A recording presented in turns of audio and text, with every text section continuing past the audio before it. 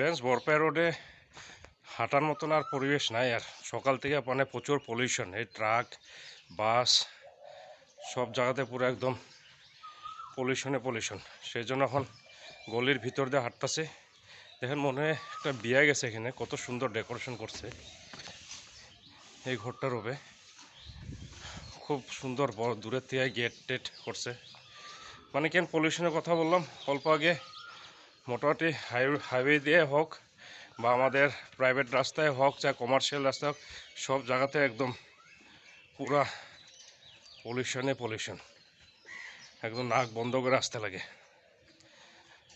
ডেকোরেশনটা ভালোই লাগলো রাস্তাটা। এটা আমাদের কলাভাঙায় পড়ে, এখান থেকে আমাদের ঘর বেশি দূর না, সামনেই।